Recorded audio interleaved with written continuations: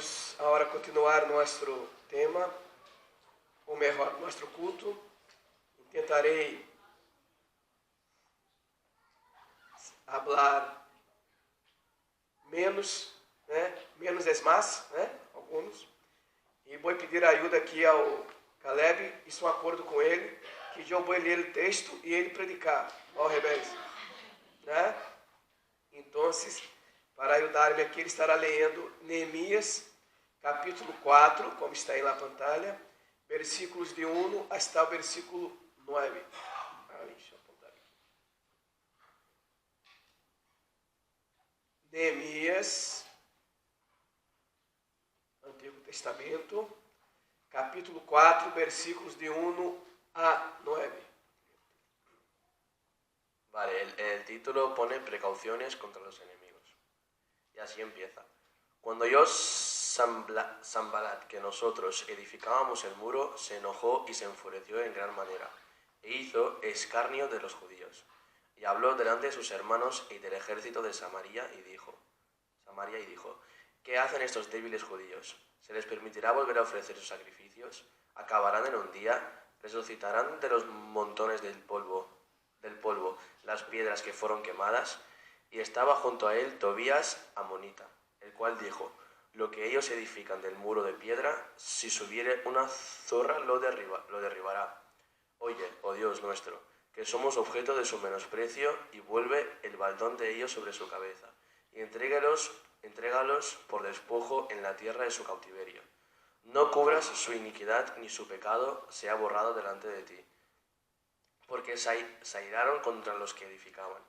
Edificamos pues el muro y toda la muralla que fue terminada hasta la mitad de su altura, porque el pueblo tuvo ánimo para trabajar.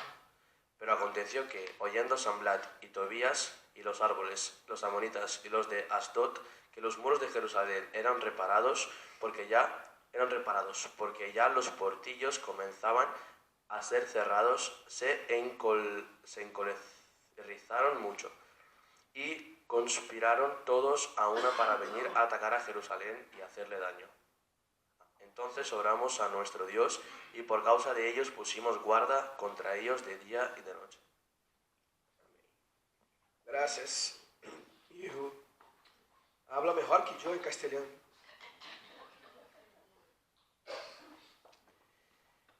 Queridos, Neemias é um texto muito conhecido, desafiador, e habla de uma história de um personagem que muito há a nos ensinar, ¿vale? Pero me gostaria de começar esta reflexão fazendo duas perguntas a vocês. Primeiro, se eu pergunto aqui, qual é sua profissão? A que se dedicas? Tu seguramente iria contestar, bueno, eu me dedico a isto, minha profissão é da área de saúde, eu sou condutor, eu sou, seja qual seja a profissão. Se eu pergunto, a que se dedicas? Tu iria contestar-me, ok? Agora, a segunda pergunta é, ¿le gusta sua profissão? ¿Le gusta lo que hace? A que se dedicas? Tu estás muito bem dentro de sua profissão ou se pudera cambiar? Bueno, pastor, eu não cambio porque minha profissão é a jubilação. Então, já estou, é uma boa profissão.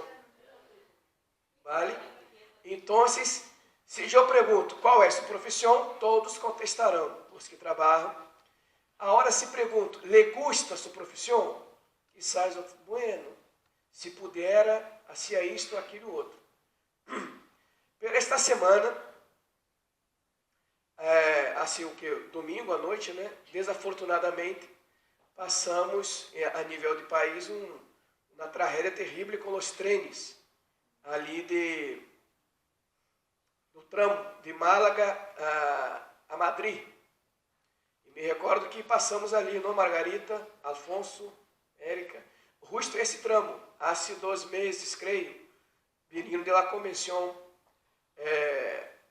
pela web, que foi em Málaga. Então, depois que ha passado isto, toda a semana tu cambiava de canal, as notícias eram só isto, E com razão, foi um acidente terrível, vale? E mais todavia porque houve pérdidas de vidas humanas, né? Uma vida já é muito. E se não estou equivocado, 45 com o que houve também por aqui. E mirando os noticiários, eu he descoberto que há uma profissão estupenda. Quizás não seja a melhor profissão que existe, pero uma das melhores profissões que há é a profissão de ser crítico. Crítico. Um dia depois, os expertos ou os peritos foram ali para buscar, fotografiar, né? Já havia pessoas dizendo que a causa foi isto, a causa foi aquele. E cada dia cambiava o tema. Houve um que por la manhã falou que era isto e por la tarde tuvo que falar outra coisa. Então, se quedei imaginando, mira, que profissão estupenda, a profissão de ser crítico, de comentar quizás algo sem ter um fundo de, todavia, conhecimento. Vale? Estamos em uma sala, barro um ar climatizado, e ali pensamos a dizer, la culpa é do maquinista, la culpa é do trem, la culpa é do tramo, e assim. Então, mira, que profissão, né? Profissão de comentar, de ser crítico. Às vezes, claro, há boas críticas. Se tu busca, por exemplo, um crítico de cinema, sabe, de cinema, películas, creio que é uma boa profissão também. Sentado, vê uma película e tu valora a nota desta película. Ademais, hoje, Caleb me ha ensinado que podemos ver uma película e nós outros também valorar a película, Netflix. Então, se eu passo a ser um crítico, não me gusta essa película. Pero não me gusta por quê? E porque o outro bem apunta e quizás lhe gusta. O que quero dizer com isto, queridos? Que sempre, quando alguém se levanta para ser algo, seja grandioso ou seja pequeno, críticas vendrão. Porque é uma boa profissão ser crítico. É uma boa profissão, né? Comentar. Mas necessitamos saber que temos responsabilidade com tudo que sai de nossa boca, porque não volverá. Não volverá. Por isso que a Bíblia nos ensina que devemos estar sempre listos para ouvir. Listos para ouvir e pensar antes de falar. E traindo esta introdução para o texto de hoje, foi o mesmo que passou com Neemias. E eu não quero aqui fazer uma reflexão histórica, que é muito bonito, de Neemias, que era cautivo em Babilônia, foram aprisionados, podemos dizer assim, pero Neemias vivia muito bem, porque em aquele contexto, se tu eres cautivo, tu eres um prisioneiro, pero tu trabalhas em um palácio, tu estás muito bem, tu não passa as necessidades que a maioria das pessoas passavam ali. E ele tinha uma profissão de muita responsabilidade, não? Que era de copeiro, não existe? Não sei que profissão seria esta hoje de copeiro, né? Qual seria um sinônimo para uma palavra mais atual. Pero ele era responsável e tinha que provar lá bebidas e comidas antes que o rei pudesse comer. É na profissão de risco. E naquela época, hasta hoje, uma das formas de matar o inimigo era com, como se diz, envenenamento. Com veneno. Ademais, alguns dizem que a única diferença de um fármaco para um veneno é a dose. Escutou? Às vezes um fármaco que poderia ser bueno, pero em la quantidade equivocada, pode ser um veneno. Vale? Então, era algo comum em tentar envenenar alguém. Ele tinha essa profissão. Então, ele estava cautivo ali com o rei, e eu tenho muita dificuldade de falar o nome desse rei, porque tenho que falar com R, com J, Artaxerxes. E algo mais com esta voz. Então se chegou seu irmão, Anani, e ele perguntou como estava a situação de Jerusalém. E quando Anani comentou, Neemias, a Bíblia deixa muito claro que ele se colocou ao suelo, lamentando por seu povo. Pero o que Neemias tem a nos ensinar aqui? Primeiro, ele poderia tomar a seguinte decisão: mira, meu povo está passando tudo isto, pero que pode ser? Lo sinto por ele. Eu estou aqui em meu palácio, trabalho, não há muito o que fazer. Então, estarei orando para que Deus levante pessoas para ajudar a meu povo. Poderia ser isto. Pero o que Neemias isso mais que orar? Actuar. Primeiro ele orou e depois ele actuou. E interessante que qual era a profissão de Neemias? Você recorda? Copeiro.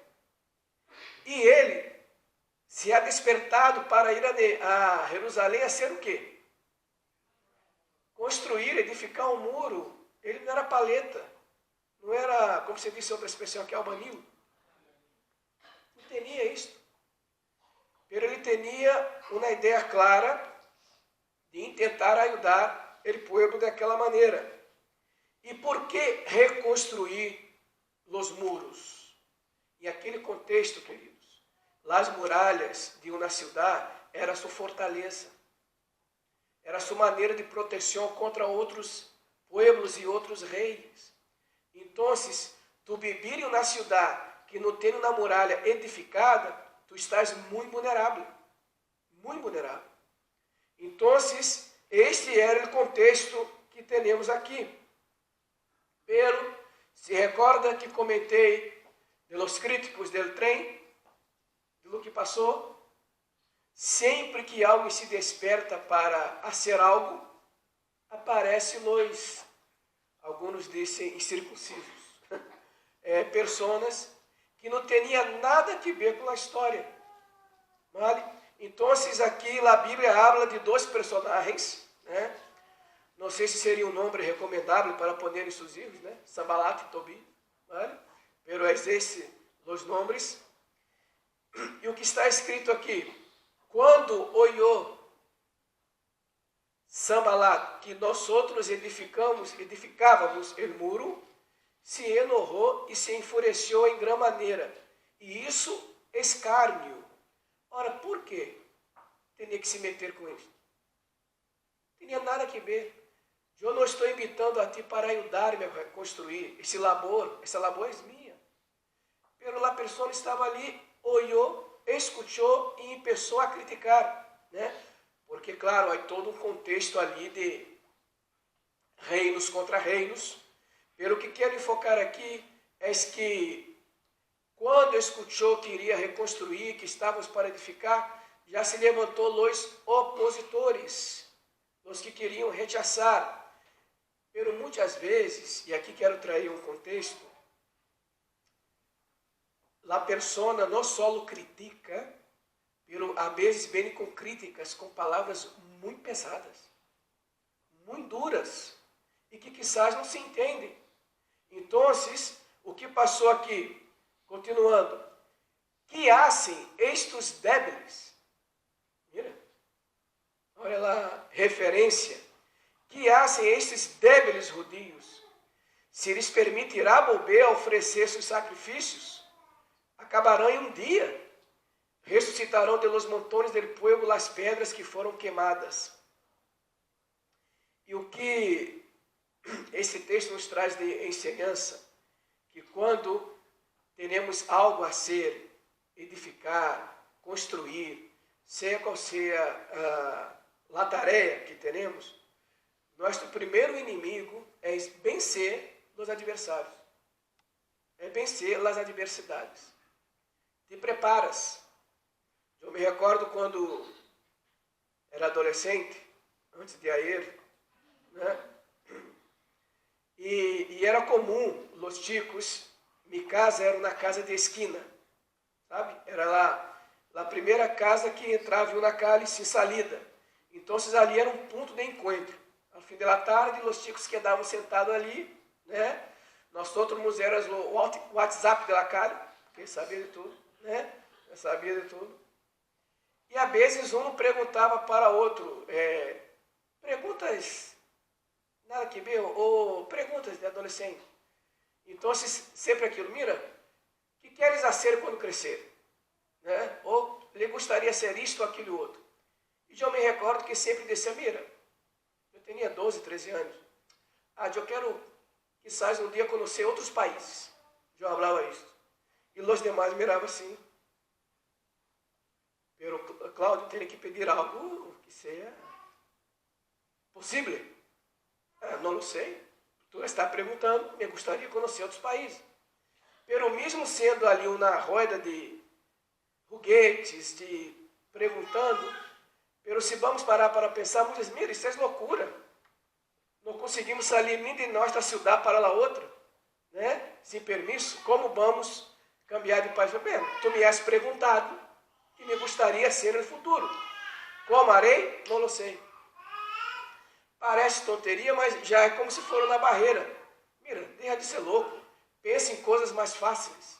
E assim vamos. Quizás, às vezes, pensamos em coisas hoje que nós outros mesmos temos dificuldade de ver. Coloque nas mãos de Deus. Não sabemos. Se eu tenho tempo aqui a hora, se eu pergunto a cada um de vocês aqui, cada um tem uma história para contar de vida.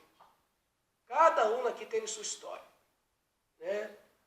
De muitos desafios, por que tu estás aqui hoje, como has legado aqui, os que nasceram aqui, os que vieram de outras cidades, todos nós outros temos nossa história. E se tu achas na linha do tempo, quizás tu pensa, mira, eu só estou aqui por Deus, porque minha vida me levaria a um outro sítio, se fora solamente por mim, eu não sei onde estaria hoje. Será que não teremos motivos para agradecer porque estamos aqui hoje? Por mais problemas e desafios que passamos em nossas vidas. Aqui temos várias gerações aqui. Temos ninho e temos pessoas aqui com mais de 90 anos. Sim ou não? Alguém com 100 aqui? Daniel Souto, 100 não. Alguém com 100 anos aqui? Com 100 anos? 100 anos? Não. Falta pouco para alguns? Bueno, eu e Érica somos uma pareja centenária. Sim? Se somar. Então, aqui temos várias gerações. E cada um tem sua história. Outros estão começando sua história. Onde chegará? Não sei. Pero uma coisa necessita estar claro, queridos, e não hablo isto para atrair tristeza. Sempre que intentarmos fazer algo, seja grandioso, seja o que seja, teremos adversários. Teremos pessoas que quizás, não hagas isto, dá muito trabalho ser isto. Então, Neemias, que isso quando vindo os adversários, levantou na espada, cortar a cabeça, qual foi a primeira reação que Neemias isso? Orou. Colocou as rodilhas em suelo e buscou sabedoria de Deus. E uma coisa interessante aqui, queridos, que está em versículo 12, é que qual foi o comentário deste personagem, Sanbalat? E falou delante de seus irmãos del resto de Samaria, que hace esses débiles, se lhes permitirá volver a oferecer seus sacrifícios. Ora, mira a preocupação de que este pueblo volveria a ser sacrifícios. Sabe o que passa, queridos? Pessoas que todavia não tiveram um encontro personal com Cristo, que não conhecem verdadeiramente o que é pertencer a uma igreja, não entendem esse tema de sacrifício. Sacrifício, naquele contexto, era uma forma também de agradecer. Quando decimos aqui sacrifício de alabança, não decimos isso? O que é um sacrifício de alabança? É recorrer um látigo e poner na espalda? Não é isso. Lá a palavra sacrifício, muitas vezes, colocamos como na situação de miserabilidade, não é isto. É de rendir, separar tempo e reconhecer. E aqueles estavam ali inquietos, porque este povo iria ter momentos para reunir-se, como temos agora. Era ela a preocupação. Imagina-te, ter esse problema. Então, Neemias orou quando ele colocou este tema. E o versículo 4 deixa claro, o versículo de Neemias: Oi, ó Deus nosso, que somos objeto de seu menosprecio, e volve ao baldão de eles sobre sua cabeça. O que Neemias está dizendo aqui é que ele reconhecia que esse cautivério que eles estavam passando era por desobediência. Era por desobediência. E Neemias, isso na oração aqui, que eu não recomendo a nadie. A oração de Neemias foi para que Deus não perdonara os pecados de Sanbalat e Tobias. É Neemias com Deus. Neemias com ele. Pero a primeira reação quando vino os críticos foi orar. Então, antes de tomar qualquer decisão em vossas vidas, busque a Deus. Porque podemos equivocar-nos, e não poucas vezes. Então, o segundo desafio aqui é orar. Aqui também temos esta ensinança, que é o desafio de avançar. Neemias orou, pero também atuou. Podemos só orar. Vamos orar para que Deus levante recursos, pero eu não hago nada. Vamos orar para que mais pessoas ofrendem para um projeto missioneiro como esse de Moçambique. Eu posso orar? Claro que sim. E eu posso contribuir? Coloque isso no coração. Porque podemos orar e atuar. Então, Neemias avançou. E isto é algo muito interessante aqui. Quem trabalha aqui na área psicológica, há um estudo em que as pessoas que têm muito medo de fazer câmbios em suas vidas, câmbios, se é qual seja um câmbio, eles têm uma linha que eles sempre fazem as coisas repetitivas. Por anos, tem aquela linha assim. E essas pessoas têm medo de avançar, porque quando algo é novo, assusta.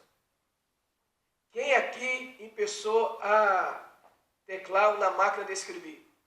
Quem se recorda aqui da mecanografia? Né? Se recorda? Vale? Aí eu estava ali com a mecanografia e vindo a máquina elétrica. Me recordo como hoje, lá IBM. Né? Ó, sendo publicidade aqui. E eu quedei apavorado, como se tivesse assustado. Onde está o braço para passar a honra? Não, eu quero volver lá, é o antigo. Me assustava e novo. E era muito mais fácil, né? Porque as teclas eram juntas. O dedo não entrava, como na máquina antiga, se recorda? Muitos perderam unhas ali, né? Ali. Pero viram na máquina nova. Não, pero me gusta esta, porque era nova. Era desafiadora. E depois viram as computadoras. Aí foi terrível, né? Imagens. E teremos esta dificuldade, mesmo cambiar para melhor, teremos medo. Isto passa. A generação de hoje nem sabe o que estou falando aqui. Nem sabe o que estou falando. Né? Não sabe o que é ter na vida assim isto. Né? Nós outros tuvimos que aprender. E todavia isto passo. Para eles, isso já saiu del ventre de la madre com ele. É assim. Tuvimos que ir, somos uma geração que tuvimos que ir fazendo câmbios. E mesmo o câmbio para melhor, temos dificuldade de aceitar. Há coisas que são buenas. Necessitamos avançar. Então, tudo que é novo assusta. Pero busca a Deus. Busque sabedoria. Desarrolha. Vale?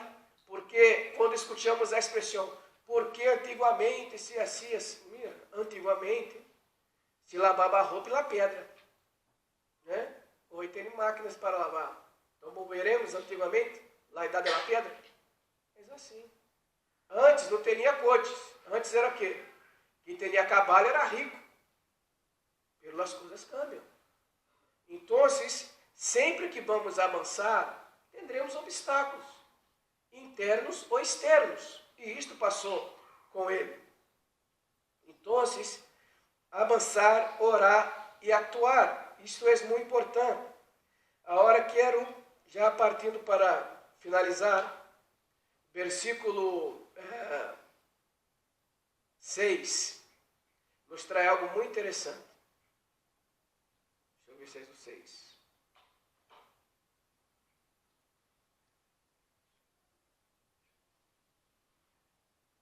Versículo 6. Edificamos, pois, o muro, e toda a muralha foi terminada hasta a metade de sua altura. Por quê? Aí está a explicação. Por que este muro e toda a muralha foi terminada? Porque o povo tuvo ânimo para trabalhar. Isso nos traz algo muito interessante, querido. E a última lição que podemos separar aqui. Como é importante a unidade. Como é importante a unidade. Nadie hace nada grande solo. Nadie hace nada grande solo. Esta igreja, ou qual seja a igreja, pode ter o melhor pastor possível na igreja. Pode ressuscitar aí Spurgeon, John Stott, Billy Graham, trazer todos os Billys de vários países. Se a igreja não tem uma unidade, não chegaremos. Não chegaremos. Como é importante isso? Neemias, ele orou, atuou, avançou. Pero a muralha foi construída porque o povo teve ânimo para trabalhar. E essa é nossa oração. Que podamos estar unidos. Porque desafios, tarde ou temprano, vendrão. Estamos falando aqui de não é um muro. E quando falamos de muro aqui, quizás tu estás pensando em um muro ali, cerca de sua casa. Aqueles muros eram tão anchos, assim, que passava carros por cima. Eram muralhas, fortalezas. Incluso, em outro contexto, havia um personagem que ajudou a Josué, que se chamava Raabe. Alguns textos, ou não sei se alguma, como se diz, texto bíblico, versão, que Raabe era uma que vivia acima do muro. Pessoas viviam acima, arriba do muro, porque eram muros anchos. Não eram muros pequenos. E esse povo teve ânimo para trabalhar, para construir muralhas. E às vezes teremos retos tão mais pequenos e não teremos ânimo. É isto que ele está nos ensinando aqui. Neemias é esse personagem que se usa muito quando tu vais assistir alguma conferência na área de coaching, ou na área de autoajuda, ou liderazgo, porque ele conduziu um povo, ele animou esse povo, foi usado por Deus, pero ele poderia não se involucrar com nada disto. Ele estava bem em um palácio, estava ali, tinha uma profissão de risco, pero vivia muito bem. Pero ele se colocou, é isto que se chama a expressão, a palavra compaixão, poner-se em lugar do outro. E para isto, ele foi levantado, o próprio rei, conhecendo o coração de Neemias, deu cartas. Ele preparou o caminho, porque ele tinha que passar por outros pueblos e tinha ali cartas de recomendações. Foi tudo planeado. Neemias planificou, criou um plano para que pudesse reconstruir. Então, se eu pergunto aqui, quem tem sonhos em la vida?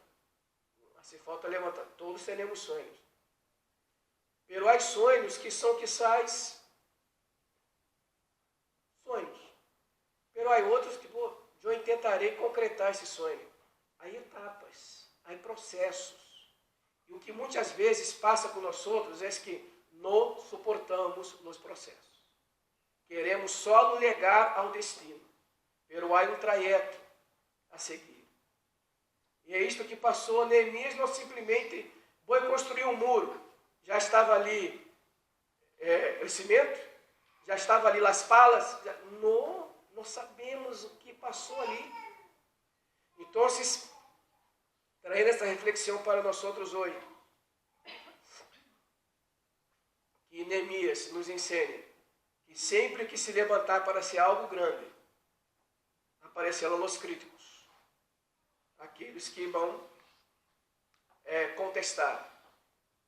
Orou, atuou, avançou, pero a obra só pudo ser concluída porque o povo tuvo ânimo para trabalhar. E que podamos, como igreja, buscar esta unidade. Unidade em la adversidade. Você disse essa expressão aqui? Unidade em pensamentos distintos, que todos somos humanos e temos consciência e teremos nossos gostos personais. E esse é o desafio. Unidade em las diferenças. Porque o que nos une é Cristo. Não és o pastor, não és um líder, este ou aquele. O que nos une é Cristo. Por isso que é importante para que a igreja seja relevante.